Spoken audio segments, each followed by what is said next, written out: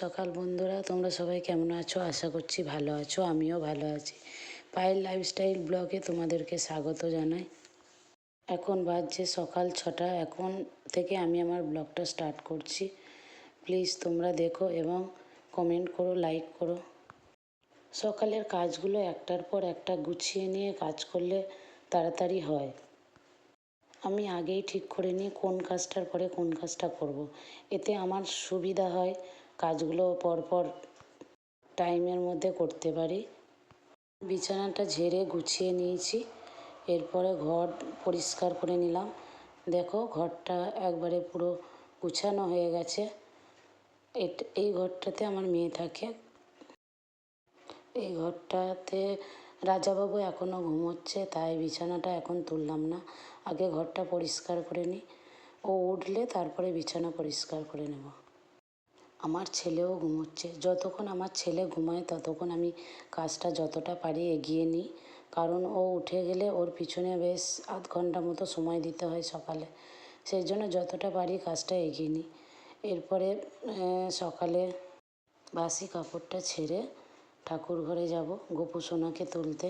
গোপু সোনাকে ঘুম থেকে তুলে আগে বিস্কুট দিতে হয়। বিস্কুট দেওয়ার পরে ঘরটা ঠাকুর ঘরটা মুছে পরিষ্কার করে নিই। পরে মা স্নান করে পুজো করে। তো গোপু সোনাকে খেতে দেওয়া হয়ে গেছে, সকালের খাবার দিয়ে দিয়েছি গোপু সোনাকে। তো এখন আমি এই কাজগুলো করে নিয়ে তারপরে রান্নার দিকে যাব। দেখি টিফিনে কি বানাই। তোমার দাদা খেয়ে যাবে টিফিনে, মুড়ি খেয়ে যায় যখন যেটা হয়। কোনো সময় মুড়ি, কোনো সময় চাউমিন, কোনো সময় সকালে অল্প ভাত করে দিই। রাজাবাবুর খাবার 9টার মধ্যে রেডি রাখতে হবে। রাজাবাবু বলে কথা, একটু লেট হলে হবে না। তাই তাড়াতাড়ি করে আমি কাজগুলো, সকালের কাজগুলো সেরে নিই। 9টার আগে চেষ্টা করি সেরে নেওয়ার। তারপর থেকে টিফিনের ব্যবস্থা করি 9টার পর থেকে। তার মধ্যে যদি আমার ছেলে উঠে যায় তো আমার তখন আরও তাড়াতাড়ি লেগে যায়, কারণ কাজগুলো কমপ্লিট করে ওকে কিছুটা সময় দিতে হয়, তারপরে আমার টিফিনের ব্যবস্থা করতে যেতে হয়। তো এখন ঘরগুলো মুছে নিলাম, এরপরে যাব রান্নাঘরে। দেখো বন্ধুরা, আমার ছেলে উঠে গেছে। তো উঠেই ওর খেলা নিয়ে বসে পড়েছে, ক্যারাম বোর্ড খেলছে। তা কাল হোলির সময় মাথায় অনেক রং লেগে গেছিলো, সেগুলো এখনও ওঠেনি। রঙগুলো উঠতে একটু সময় লাগবে। দেখো আমি কুমড়োর বেগনি করব। কুমড়োর বেগনি খেতে খুব ভালো লাগে। আমার হাজব্যান্ড পছন্দ করে কুমড়োর বেগনি খেতে। কুমড়োর বেগনি করব, আর লঙ্কা, কাঁচা লঙ্কা আমি বেগনি বেসন দিয়ে কাঁচা লঙ্কা ভাজি। তো আজকে কাঁচা লঙ্কা ছিল না বলে শুকনো লঙ্কা দিয়ে বেসন দিয়ে ভেজে দিচ্ছি।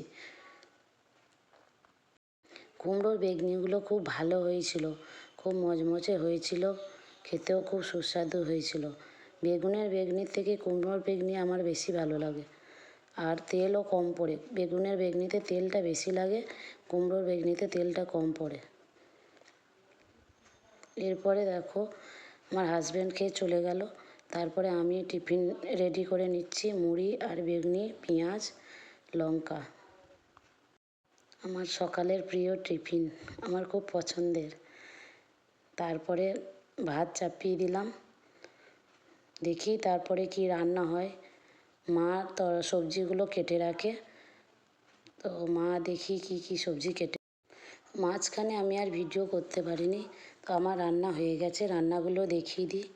ভাত হয়ে গেছে, ভাত এদিকে করেছি উচ্ছে ভাজা।